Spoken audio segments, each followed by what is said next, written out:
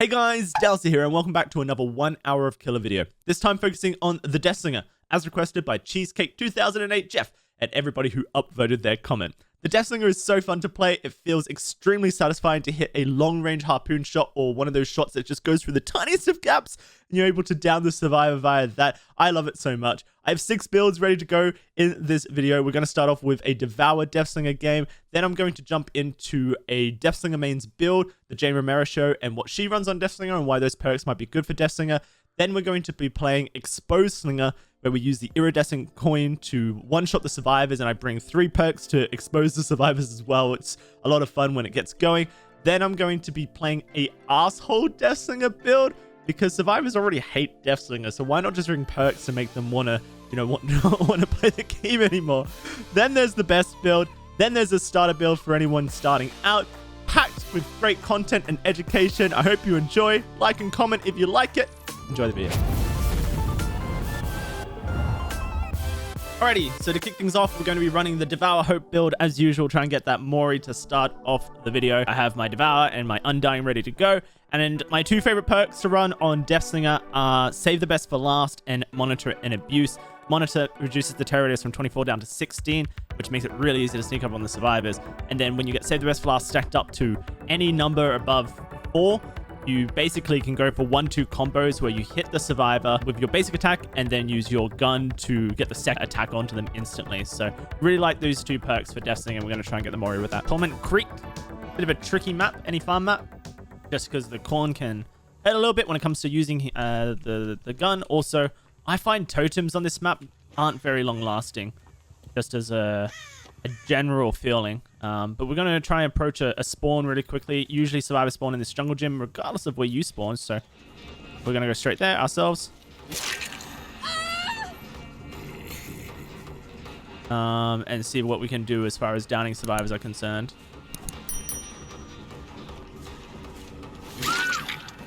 Okay. Let's get this claw straight on a hook and see if we can't get our Devour Hope stacked up. Now, I actually just played versus this Claudette. Sprint burst user, not a bad looper. And they will recognize that I'm the same Deathslinger from the previous game, which means that they will most likely know that I have Devour Hope. So we'll see how that impacts this game. If and or. You know, she might give up on the first hook. She might give up on the second hook. She might start searching for totems immediately. All that kind of stuff. So we'll see exactly how that works out. But it looks like she's getting healed at hook. No, she's not. She's ran off. She's at the pallet here. And then there's the survivor behind her. Not great looping by her here, but I will just go after the ace anyway. Oh, that little sidestep was actually really well timed. We got a survivor back here. It's the other Claudette. My obsession. See how these guys play this. It didn't let me grab her. I pressed M1 and it didn't let me grab her. That's really annoying. I need to go towards her here because she's behind the wall. I couldn't get my swing around the corner. Oh, frustrating.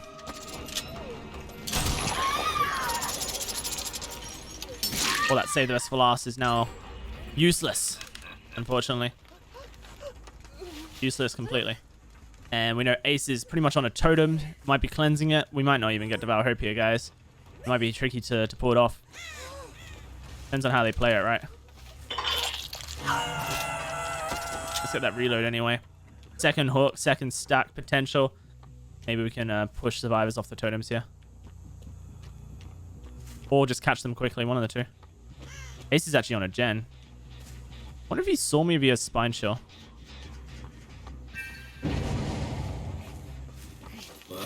Oh, that dead hard was so late. Well played there. That's our 3rd stack now.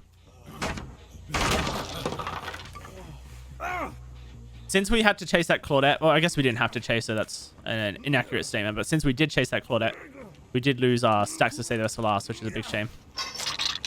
So, not good. Steve, I think, is right here. Yeah. Really don't want to facilitate any farms here, so we need to move away from the hook. What? Did he dead hard? I'm confused. Let's reload. He hasn't turned around yet. I'm looking for a locker jump. That's one totem gone. That's a shame. I think he dead-hearted it, so... Yeah, that's really unfortunate. We did lose one of our totems, but we do have one back here that we might be able to control. I can see there's a Claudette to my right. You might not know that she got seen. My Obsession could have DS still. It's possible. I need to move away from this hook and then try and contest the other totem cleanse, which is probably happening as I speak, since the survivor just cleansed the totem behind the gen there. So why would they not just rotate around the main building and find the other totem, right?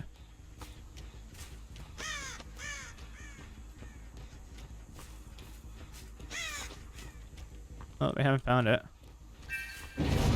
I kind of thought they would have. We're one stack away from Devour Hope now. Oh, that sprint burst held. Interesting. She's zoned off the cow tree though now. And on that unhook, that's Amori coming through. What a great start to this Devour Hope experience. Let's get her out of the grass so you can see it in all its glory. Right through the face. And then we just need to rotate right over to the totem immediately so that we can hopefully get another one of these. Oh, we're not going to get another. One and done right there, guys. One and done. But everyone being injured. Lots of snowball potential still, unfortunately. But not unfortunately, fortunately. Wow, she sounded so much closer than she actually was. We're not going to get any say that's for last value here, but she might have Decisive Strike. And if she does, that is a shame. Any DSs? No DSs, so she's dead as well. And then we just find Ace or Steve and close this game out pretty quickly. Very quick Torment Creek game. All things considered.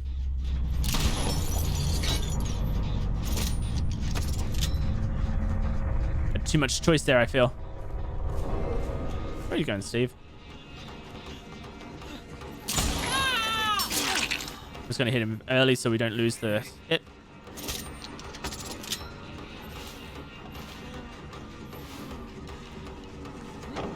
Oh. This guy is actually oblivious. Works for me. I was waiting for him to go back around. I thought I could pull him around the corner. But I suppose that is how it works. Actually oblivious, Steve. All right, AC on that gem back there. Maybe? Yes, I saw his face.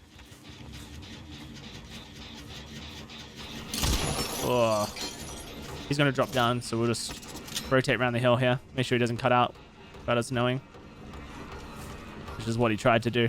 This guy had dead hard, remember? So I waited out. No, oh, GG's. Nice quick game on the Torment of Creeks. No, not as much Devour Hope value as I guess we wanted. But, you know. I guess getting one kill pretty quickly on a second hook and then kind of pausing the game at 3 gens. Nothing to shake your head at. I'm pretty happy with that game. And we got to see Deathslinger's Glorious Mori as well, which is awesome. And I got to close the hatch.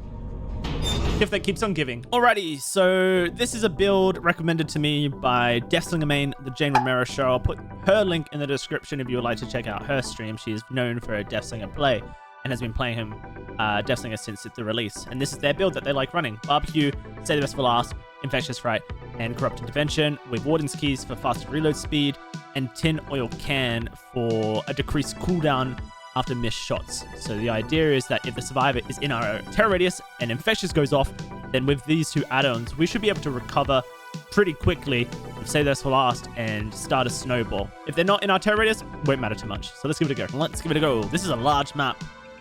We can close it off a little bit with Corrupt at the start, which is good, but that won't stop the fact that it's quite a large map. It's open with a corn, so we might actually find that we do like have survivors sneaking around where we wouldn't expect them. We ran into Feng kind of here.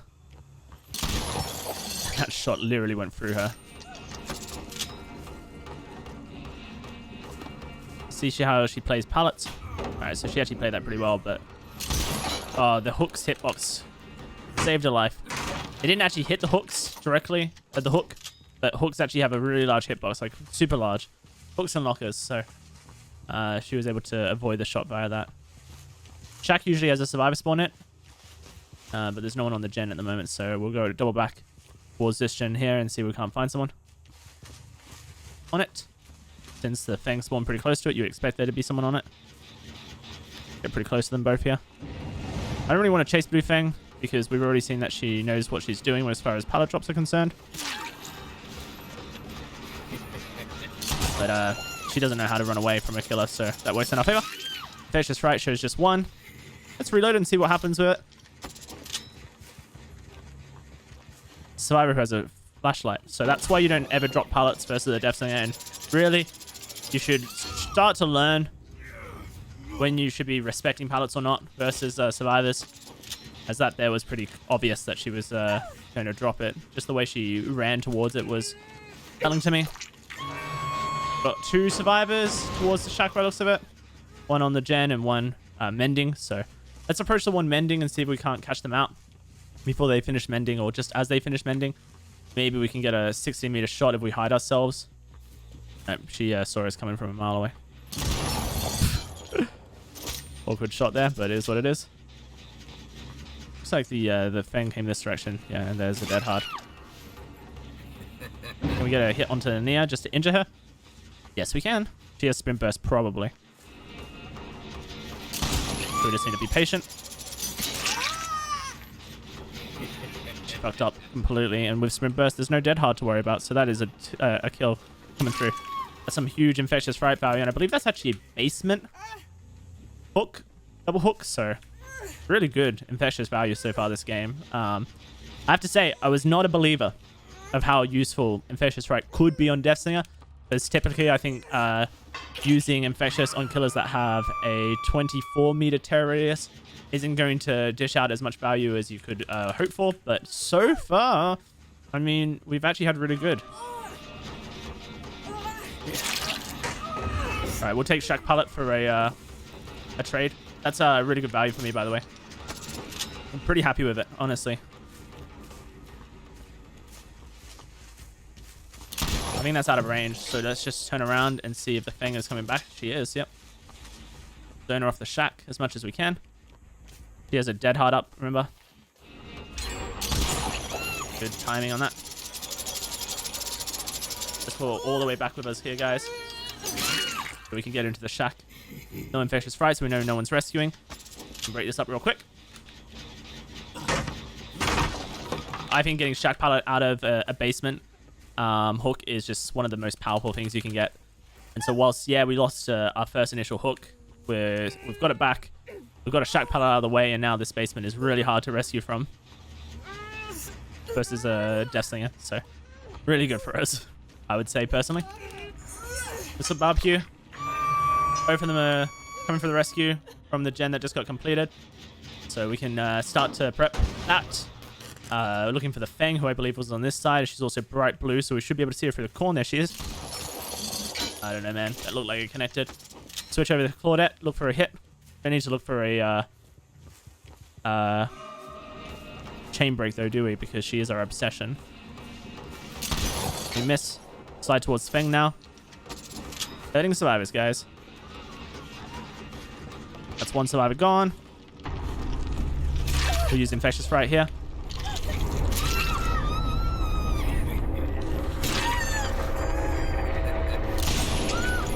Perfect. That's 7 stacks to save the rest for last. Every survivor injured. Exactly what you want there out of this scenario. So now the survivors both have to mend, which means that this rescue won't happen immediately. Then they have to consider healing. So much value right there. So much value. You love to see that. So I'm actually going to go for the chase here, because we know the survivor is going to be mending. They're not going to run too far away. Pretty close. At the pallet she is. And then the other survivor's here as well. Where's the chest? Wait, did she open that? Oh no, that's a bug, actually. I've been noticing on this patch. The chest sound plays when you get close enough to it, even if it's already it was open ages ago. So weird bug, but it is what it is. Look for Bang. She's getting the rescue. I think by the time we arrive, we should be ready to shoot the survivors, but I could be wrong. It's hard to tell. She actually, yeah, we're 100% here. We can probably get both of them, actually. We've saved the rest for last. Let's see.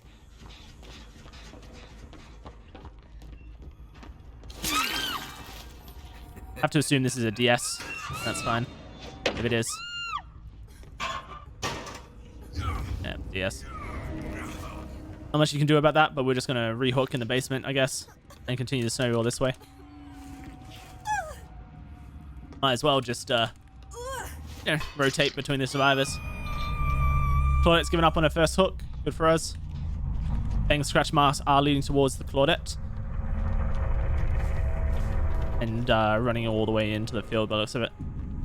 See the jungle gym, the scratch marks. The window vault with blood.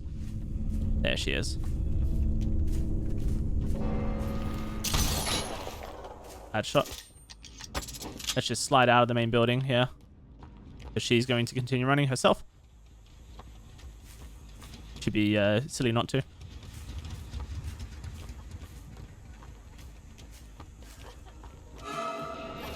No hatch for you, Fang. I shall pull you over here. Make sure you can't get it. GG's. That was quite a fun build. I think we got some pretty good infectious fright value out of the survivors. On a map like in Fractured Cowshed, to be able to dominate it so heavily. Versus survivors that I would say, I don't know what they were doing. They didn't play necessarily very efficiently. Probably all solo survivors that were like pretty okay. But, you know, I think they got a little bit cocky. And as soon as that basement control happened, it was just really difficult for them to come back. So pretty strong game, I think, overall. Alrighty, so for this build, we're going to be playing ExposedSlinger. The idea is we're going to use his iridescent add-on iridescent coin.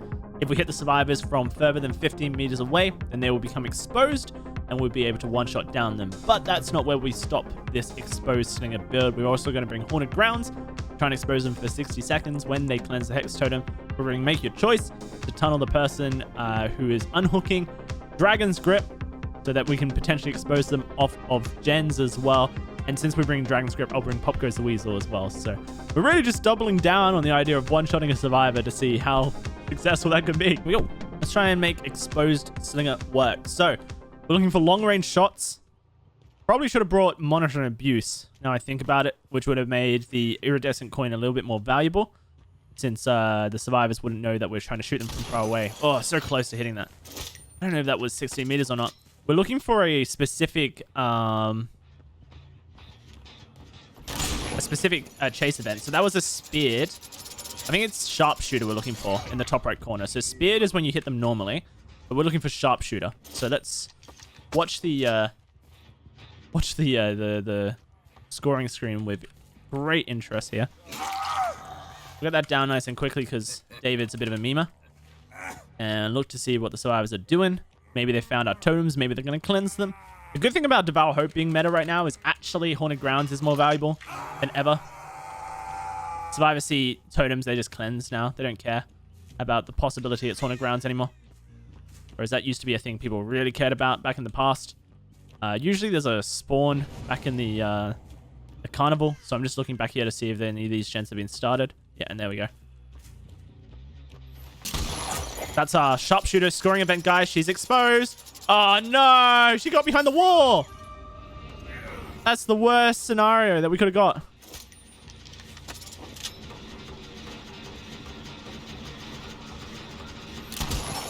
What?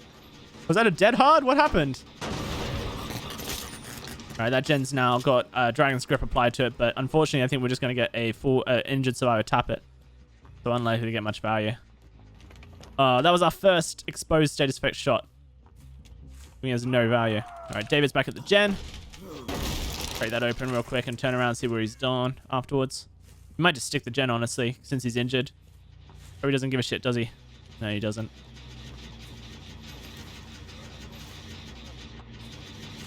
This David over-rotates.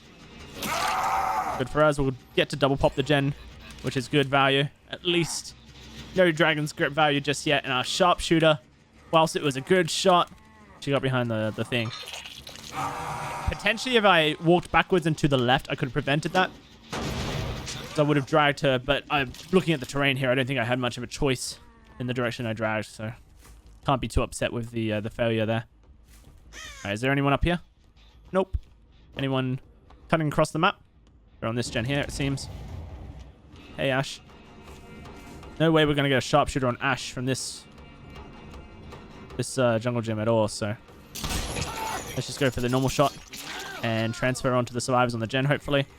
There is an exposed survivor back here because of make your choice, remember, so let's see what's going on with that. There she is. Well, David's going down here. And then Meg is running a marathon. Is she actually running a marathon? I can't see where her scratch marks end.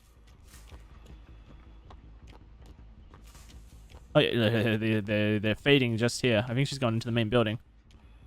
Hard to say, though. She could have been behind those rocks. Go back to the gen, try to finish it. Survivors are pretty greedy. You wouldn't surprise me. Oh, yep, here she is. Still exposed, still exposed. Oh, it just expired. So sad. What a clutch shot as well around the corner.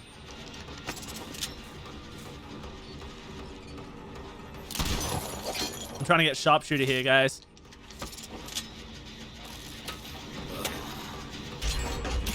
Wow, these guys are greedy.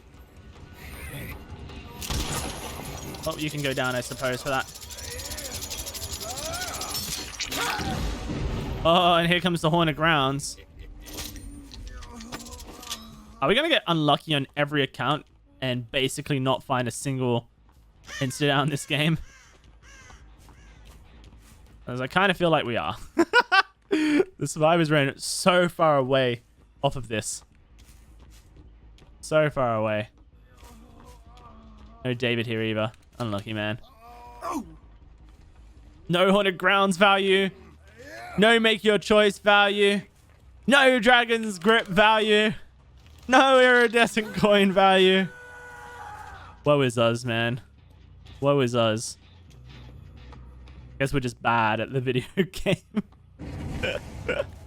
Wow, the insta unhook. There's a survivor on this gen, so I'm going to go over here instead of using my Make Your Choice.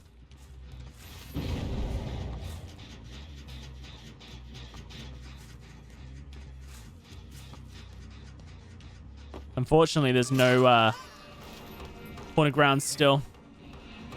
Not much I can do there.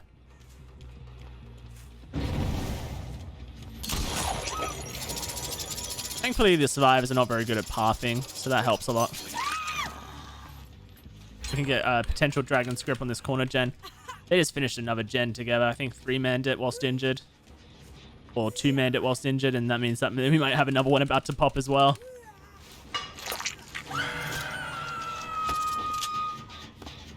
That's such a slow reload without a reload add-on, isn't it?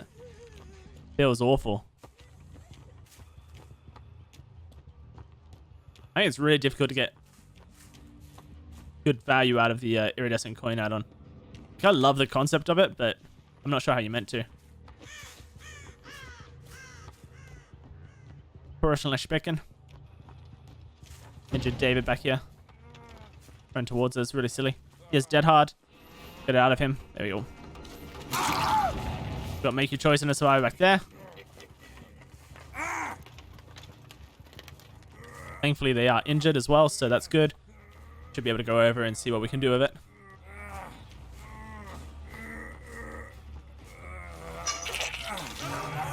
David's dead. They've not tapped the gen yet, I don't think, because Dragon's Grip... Oh, maybe they have tapped the gen and Dragon's Grip expired. Yeah, they did. Okay. Let's Make Your Choice. Amazing. And then Meg's still injured. Let's see where she went. Oh, she's gone. All right, let's kick the gen then. Well, we got our first exposed work, guys. It took us this long, but Make Your Choice did something. Amazing. We got all the value now, guys. Valuelicious right there. I don't think I've seen this ace all game, have I? Bit sad. Maybe we can find him on this gen back here. If not him, definitely Meg, right? Or the gen back here, potentially. Nope. Oh, we saw Ace right at the start. That's right. Is Ace in any gen? Maybe he's on this one is here. I'm gonna wait for Dragon Script. Actually, no, there's no point. I should have just kicked it. There's no Dragon Script value off that gen, and now I've wasted it. That's very silly. Well, I guess there is Dragon Script value if the survivor taps it, but more like the gen's gonna get fully regressed, right? So there's Ace. Can I find a sharpshooter on him? Come on, sharpshooter, sharpshooter, sharpshooter. Run away, Ace. Run away, please. He's just sitting at the pallet loop, which is probably the smartest thing he can do, but... Oh, he has a key. Oh, make your choice. I forgot. Yes! Make your choice value. Sharpshooter! Sharpshooter! Oh, it's the snowball we've been waiting for! The build is amazing! We did it! It only took to the end of the game to find our value. But our value has been discovered. Amazing. The best build in Dead by Daylight confirmed. Oh, no. Amazing. Make your choice and every coin. All I need now is a Dragon Script to really seal the deal.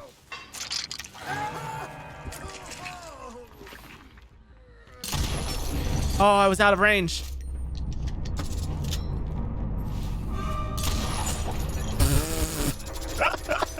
I didn't mean to hit Ace. I was aiming for Meg.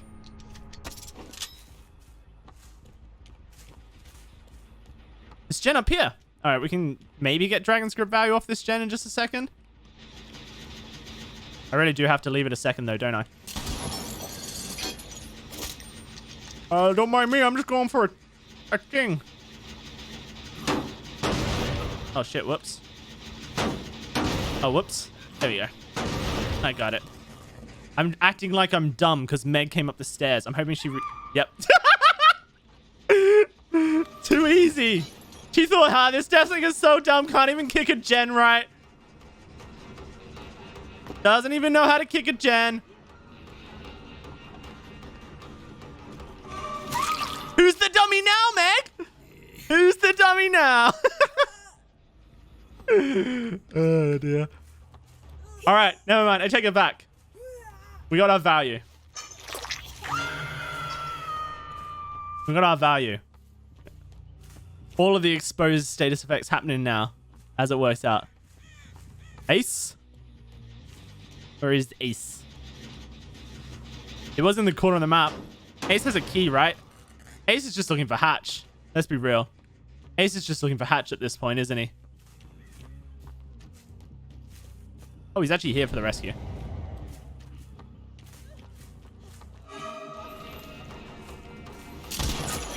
I've never seen someone try not to dodge so hard.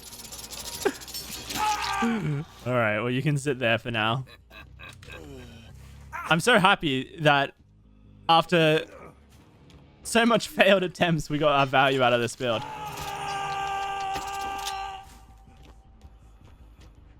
I think there's nothing sadder than trying to do your best to get value. Have an exposed status of build and not getting it. I did hear the locker open. As it worked out. I thought I did. Do you have Decisive Strike? I want to try and swing through the pallet, so if she threw it, I would end up on the side that blocks the rescue. GG's! Value confirmed. Alright guys, so this build is definitely going to upset some people. The whole point of it is really just to be as much of an asshole as you can be when playing killer. So we're bringing Coup de Grace, which is Twins' perk, which every time a gen gets completed, we gain a token. We can increase our lunge distance by up to 60%. Survivors already hate how far Deathslinger can hit them away from, so let's increase it just to make them really upset. Then we're going to run Franklin so that we can knock items out of their hands. Hoarder so that when they pick up their items, we'll know. And then just for shits and gigs, Noed, because we can harpoon survivors and then basic attack them for Noed. The add-ons I'm bringing double increases mending time whilst in the deep wound state. So even if we don't chase them, they're going to be sat there mending forever. Asshole Deathslinger. As if playing Deathslinger wasn't considered being enough of an asshole by the majority of survivor players. We've just gone and upped the ante, right? Maybe this is the build you run when you're having a bad day. Oh, speaking of things you run when you're having a bad day, I've also brought a yellow Mori. Now, I'm not having a bad day, But I wanted the survivors to see that yellow Mori not flip over and go, wow. And then they see that it's a Deathslinger and go, wow, wow. Like a double wow. You know what I mean? And then they're going to get hit by Franklin's and they're going to be like, fuck this shit, I'm out. That's the plan, at least. If Survivor DCs, then that would be really funny. All right, let's get this David hit sooner rather than later. You can go and mend for an eternity now, friend. Did someone say Jane with a med kit? Ah, that's my med kit now. That's funny. You thought it was your med kit. No, it's my med kit. Is there a third survivor back here that didn't leave the gen like the others did? No, there's not. Okay. What about, I hear Jane. What are you doing, Jane? That was a bit silly, was it not? All right. You can sit on the ground. Her item's disappearing as we speak. We'll get a loud noise notification when she collects it because of Hoarder. And then we know Feng's on this over here. I think Feng doesn't have an item unless she's found one from a chest. At the pallet here. Hit her up. That item's almost faded, I think. Oh, nice dodge. She should run to the pallet. I'm just taking pallet away from her so that she can't. Wow! Jane gave up. Talk about not wanting to play versus a DevSlinger. I guess that was the result we were hoping for right there. That was the result we were hoping for. She straight up gave up because of the way this game was going. So her item's gone. Oh, man. I think that is... And there it is. Bye. Bye, Jane's item. Bye, Jane. Oh, no. We now have our coup de grace. So we'll look for short range attacks when necessary.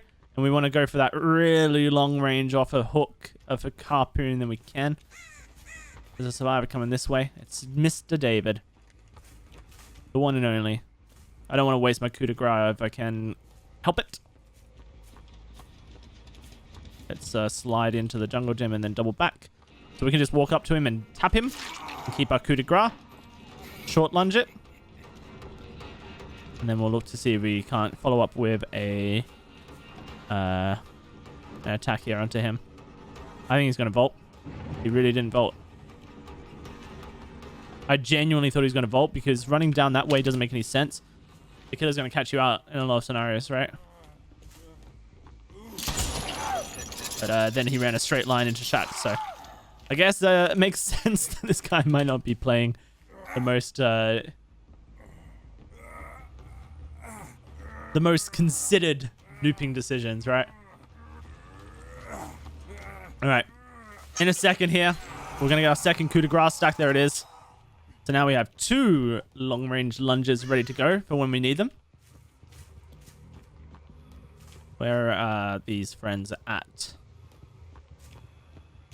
It's kind of funny that I'm calling them friends, but I've brought perks that I think are going to make them upset, isn't it?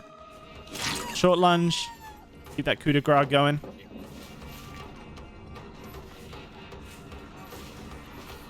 All right, here's where coup de grace works. Watch this.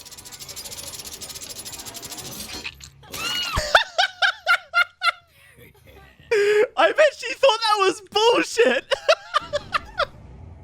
And it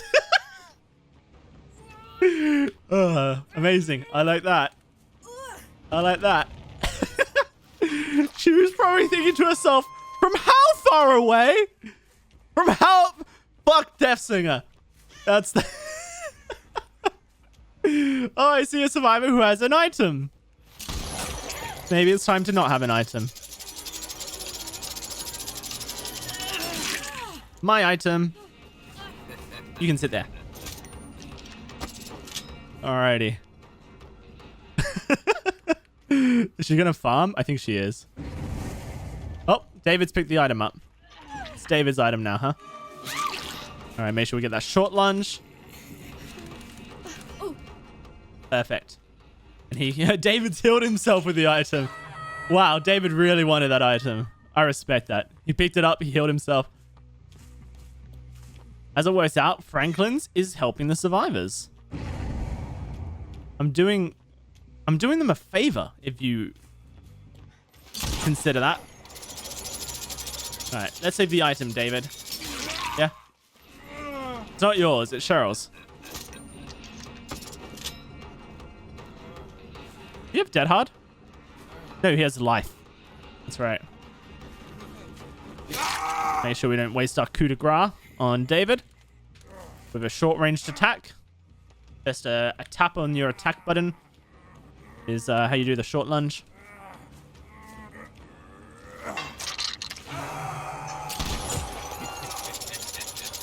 We need to swing before Cheryl body blocks. Oh, we didn't quite get it. We tried though. We tried. With the long-range coup de grace. Toxic. Survivor. I can't believe that this survivor would bring such a toxic perk like Decisive Strike into my nice, chilled game. I can't believe it. Just can't. Here I am, playing a super fun and friendly game of Debedere. And this survivor brings Decisive Strikes. I used coup de grace there to hit her. I don't think I would have hit her without it, actually. May have been a waste. But I recognize that if I swung, I hit her with coup de grace. Maybe I hit her without coup de grace. I don't know. I'm not the king of coup de grace. All I know is that it helped. Amazingly. Alright, well, the survivors are doing me a huge solid, and they're pushing all the gens on this side of the map, so I don't have to worry too much about them. Got a bit of a heal going on here. Are you going to camp the pallet versus a Deathslinger? No. That is good to see. Are you going to drop the pallet versus a Deathslinger and then get shot in any way? No, she's actually trying to extend the loop. That is really good to see. That is exactly what you want to see out of Survivor. Nice. Good on her.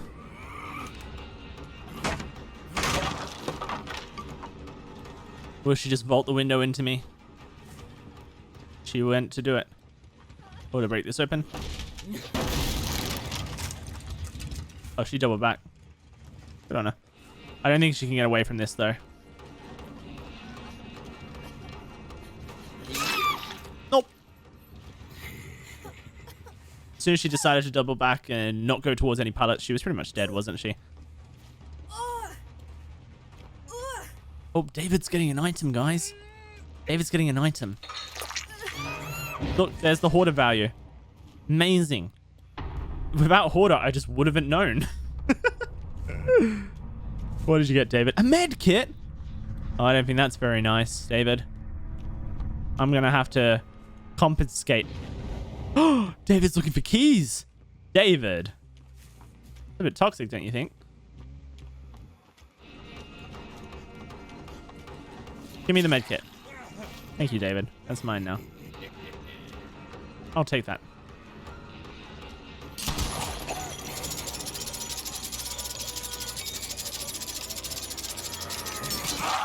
I love the little metagame that you get when a survivor is struggling away from you and you have to counter their struggle away from you with your direction. I find it quite enjoyable, actually. Well, this will be my hatch. And when we close the hatch, what happens, guys? The last piece of assholery comes into play. Very last piece. If we can find the Cheryl, that is, of course. With exit like these, it might not be the easiest task.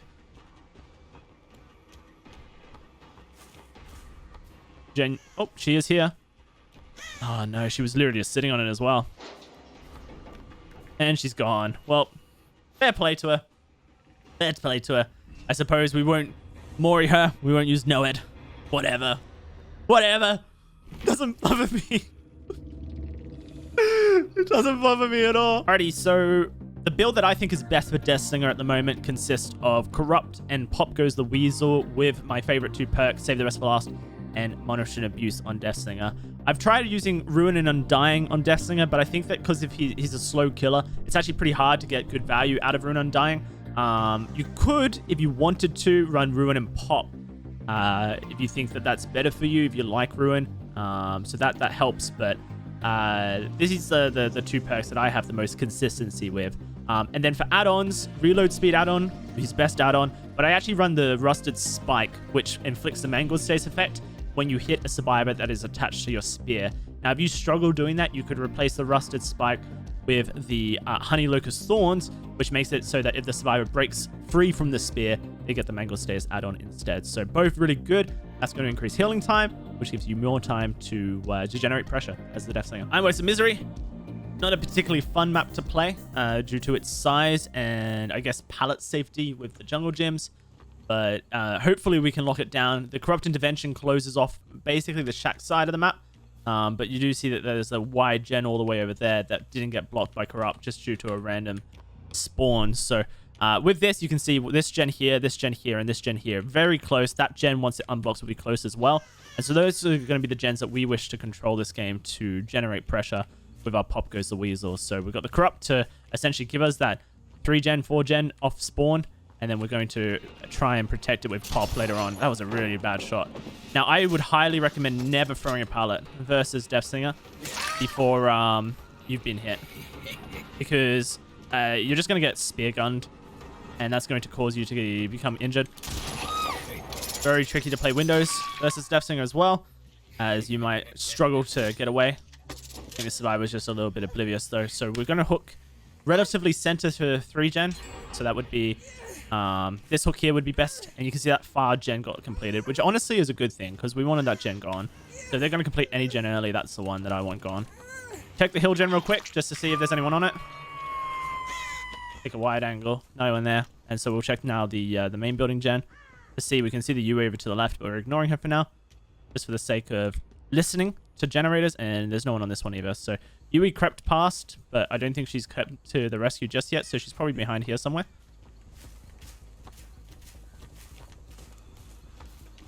Right here. Perfect. We can go for the basic attack, and then we'll go for a spear gun shot afterwards. As it works out, 2 stacks to save the rest for last. Or 3 stacks is just enough to catch a survivor off guard with a spear gun. So, I like to say 4. I think 4 is a really consistent number. If they just run a straight line afterwards, you're good to go. You're golden. They can heal, most likely, before I get there. So I'm not going to go for that. I'm just going to go for the hook here and turn around. Steve's our obsession. We haven't seen him yet.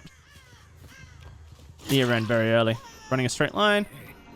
Ooh, very close. I think that may have been say the rest, sprint burst actually on the Meg, but it's hard to say. Is Steve here? Doesn't seem he is. Oh, he is here. How interesting. Bad place to be for the Meg. We can hit it very easily on this long, straight line. Don't want to be here at all. No Pop Goes the Weasel value yet, guys, but that's because the survivors all grouped up on a generator super far away, and since then they haven't been working gens due to the Corrupt Intervention. So Corrupt Intervention actually did a lot of work for us there. And soon enough, when the survivors start knuckling down, that's when we're going to get our Pop value. So come over here, we can look for a basic attack on the Nia, and then we'll go for a normal attack afterwards, a spear attack, sorry. Oh, not quite got the aim necessary there. Hopefully the reload add-on saves the day. I think it has as well. Oh, she just kept running a straight line. Oh, good on her, honestly. I'm going to drop chase because she's ran out of my 3 gen that I wish to control. And I'm going to look for survivors on gen. So there's one back here. There's the one over there that I don't think has any gears. Oh, there's actually a survivor on it. Okay, we'll go for this one. They've only just started though. It's the Steve. I want to go for a spear gun shot on him first and break it. So I'm going to get him behind the gen here and let the chain break it. I'm not actually reeling right now.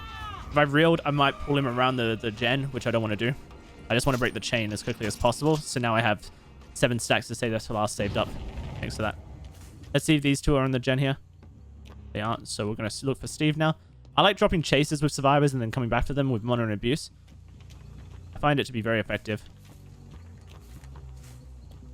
Oh, he just kept running a straight line. Unless he has Spine Shield, he won't know that I'm approaching him here. very straight line. There's 2 survivors back here. 3 survivors maybe even. So we should be able to get the down because there's so many injured survivors in this game right now. Oh, that's the sprint burst that I was talking about earlier. No need to go for any shots. She's just going to panic. Steve's here as well, so let's look for him. Oh, that was a bad swing. Kind of a panic swing, honestly. I'm just going to run up on him. His movement looks really dodgy. Like, it's just snappy in a way that I don't feel comfortable going for shots. I'm struggling a lot with Deathslinger recently, and I guess other projectile waste killers. I find that their servers aren't very good. Movement's like really staggery and stuttery. Not in a way that promotes very good safety when going for shots. So, that was a bad shot. See if we can't catch them off guard here. Perfect. We're all the way back. I'm going to turn to see if Nia's going for the rescue. She is. That's fine. I think Yui should have dropped the pallet there.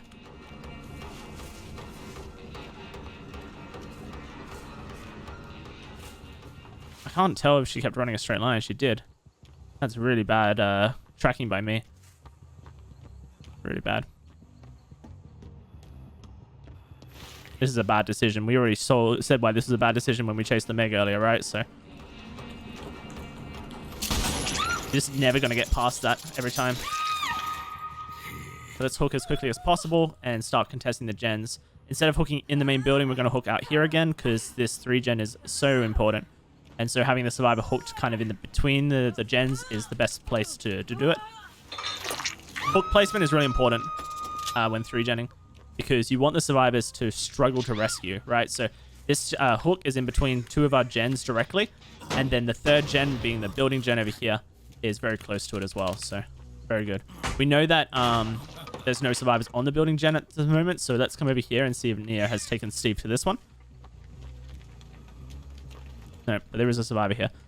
And there's Steve crouching, we can see. And we can see, I think, 2 survivors getting the rescue, so that's great news. Bit of a party out here. So let's see how this plays out.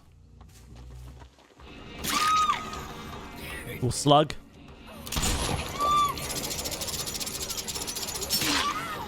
Meg hasn't committed to run past by the looks of it. We'll break this real quick. Meg came towards us there. We'll hit her through the window if she commits, and if she doesn't, then that's a really easy basic attack into a potential follow-up shot. Oh, I was actually a bit too fast for my own good there.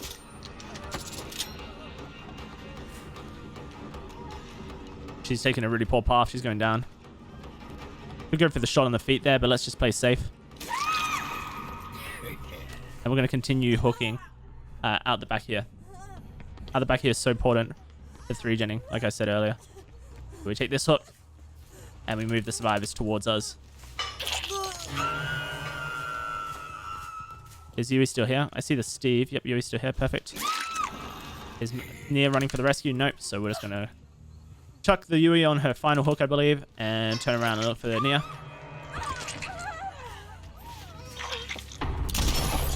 So hard to hit survivors with the bugged hooks on this patch. We can do a quick reload there. And then we'll say the best for last, hopefully turn onto the Nia very easily. That was a borrowed time on the Meg, so we're not catching her anytime soon because of that. Let's just injure this guy real quick and then turn on to the other 2 survivors. Steve being our save this for last means that he gets off with murder.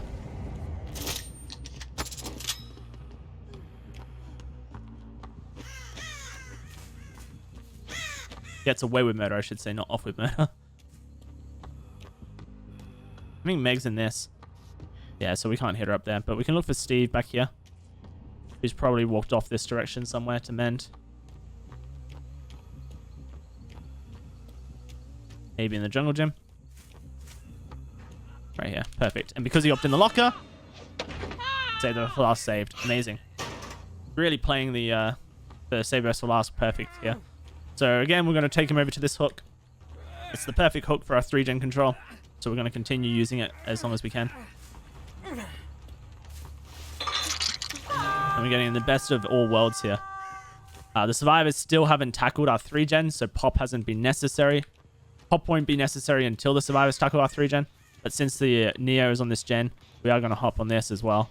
Hard to say if the Nia has saved the spine chill, or if she just assumed I had barbecue and was coming towards her. It's possible that she did that, actually, and just played a super safe game. But either way, we will take the easy pop on that gen and try and take out Meg now. Look at her pathing here, guys. She's trying to dodge everything, but I'm not taking a shot, so we're actually gaining on her very easily.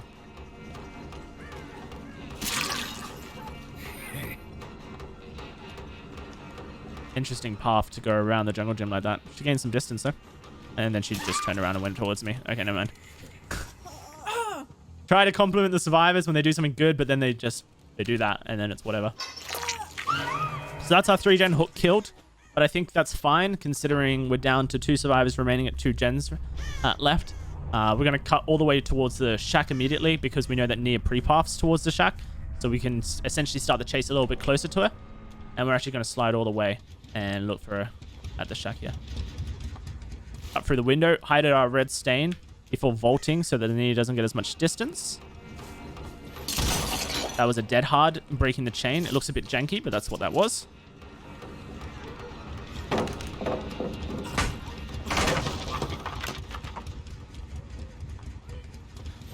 And then when she goes down now. I haven't looked for hatch at all this game, so not entirely sure where it is. There's no offering for it, so here's what it is. I believe this Nia's only been hooked once so far, and it's a Steve that's on death hook. That should give us some time to look for the hatch real quick down the edge of the map in jungle gyms, stuff like that. See if we can't find it on the hills, get a bit of high ground to see it from afar. No luck so far. Is the hatch behind the log pile? No. Alright. And if Steve gets the rescue, then Steve gets the rescue. I'm okay with that. That'll make it a 12-hook game, won't it? So goes in our favor. More blood points. Did I hear Steve?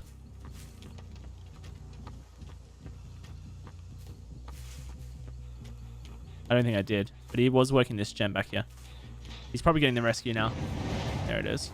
Could be on that hill. I didn't look very hard and wide at it, or long at it, so very little information. Oh, there it is in the T-wall L-wall. So now we know where the hatch is, so we can close that off if we wish to.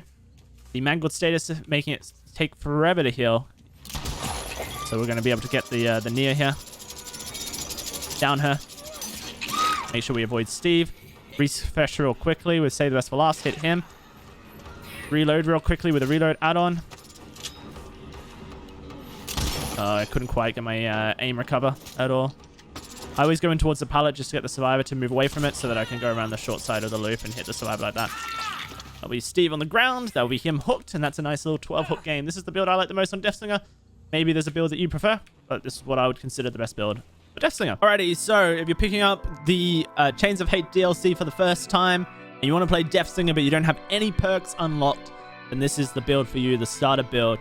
We're going to be using Unrelenting, Sloppy Butcher, Gearhead, and Bitter Murmur. Gearhead is one of Deathslinger's own perks, which you'll have unlocked at level 1. And every time you get a second basic attack, Gearhead will activate for 30 seconds at tier 3. And if a survivor hits a skill check, a good skill check, the generator will get highlighted in yellow aura. It's not a very good tracking perk, to be honest, but it's better than nothing. We also have Bitter Murmur to help us with tracking.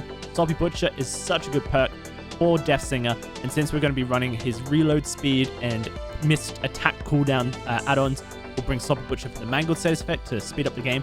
And Unrelenting actually allows for some really interesting play with Deathslinger, because you can swing out of a chain to then get a 30% basic attack reduction, basic attack reduction, and then go for either a follow-up swing or whatever makes sense at the moment. But Unrelenting opens up some interesting play with Deathslinger that's not possible without it. So Family Residence has a lot of hard to shoot areas because of the rocks, their shapes.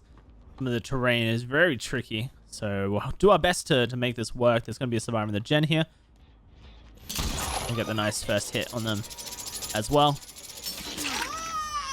Use our reload add-on to chase them up here and see where they go after that. I can see a survivor in the bushes ahead of me. I might switch onto them.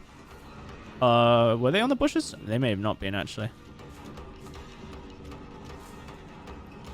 Nia's running a really strange route here. It's actually possible to hit that and then get around the corner, but I missed it. That's fine. Let's leave her alone and switch back for the ace, I believe it was, on this gen with the Nia at the start of the game. If we can't just push him off the gen. It's really important to control generators, and so that's how we're going to do it here. There's a pallet here. Perfect. Got the hit on him. Now Gear's head is activated. So it's important whilst we're chasing this ace, we're constantly glancing around to look at generators. So there's the survivor on that gen over there, you can see. So we now know where some survivors are. Let's see if he has Dead Hard. He doesn't. Oh, he does. Okay, he was not going to use it to avoid the shot. That was a bit... Okay. That's some really big unrelenting value there to catch him out on the Dead Hard. We can now go over here and contest the 1 gen survivor come off the gen. Yeah. Surprised they didn't turn around and go back the way they came. Oh, now they are. Second survivor finishes that gen over there. It didn't hit any skill checks whilst they were doing it, so we didn't get any info. There's 2 survivors coming off that gen, actually. I think this is a short loop. Oh, it's not as short as I thought it was. Let's use Unrelenting here, see what happens. Nothing, that's fine. We can break this, turn around, and test the unhook immediately. Bad shot. Turns over, there's a second Nia over there. It's the injured one, right?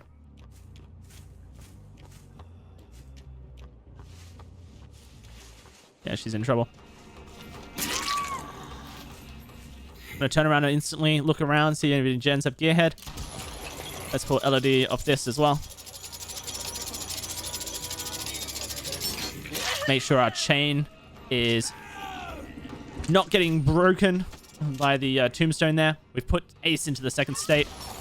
That's great for us. We can pick up this Nia now. Massive snowball off of this one hook coming through. And Ace actually just gave up. Wow, he's out of here. See you later, alligator. Here, WRLD to my left, I think. In this pallet, I assume. Yep. This pallet is really weak. Because the chain doesn't break all the way around. Oh, actually it does, never mind. I thought it didn't. Hard to tell with this map.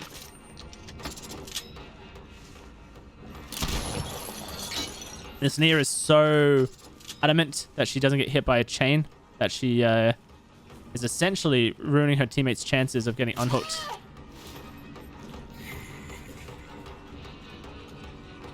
If Iron Will, I think she might double back, but she didn't. She kept running. I'm just surprised I didn't see her cut out. Maybe I took a bad angle. Insta for the pallet. That's smart. Running out, not so smart. She'll take the window. Now she's in trouble. That was a Dead Hard. Okay. Really poor use of the pallet. Dropping it early was smart, but she then did like so many things that didn't allow her to get away from me afterwards. So WRLD is healed through the Sloppy Butcher, which has actually caused the Nia to go to second stage. Sloppy Butcher is a 40-second self-care. I don't know if WRLD had a med kit. If she had a med kit, it's 20 seconds, but it's a long time to spend healing, right? Yeah, and look. This is going to be just a DS run at me, try to get to the hook, I suppose. We can probably end the game here if we get a shot on WRLD on the unhook. Yep, look at that. WRLD, instead of rescuing, let her die. We get the shot through the window here. Break the chain to injure. Went right through the window. Right back at us. And through the jungle at him. Look for the shot over. Oh, she's zoned. Straight up. GG. The disconnect coming through from the Nia shows that the survivors are done. So massive game here. Shows, I guess, the general power that Deathslinger has over zoning survivors more than anything. We got good value out of Unrelenting and Sloppy and Bitter. Gearhead gave us a little bit of power, you know, a little bit of information. Nothing that's crazy. If you really were struggling, maybe switch Gearhead out for no ed, right? And until you get better perks unlocked. But there you go. Deathslinger starter build right there.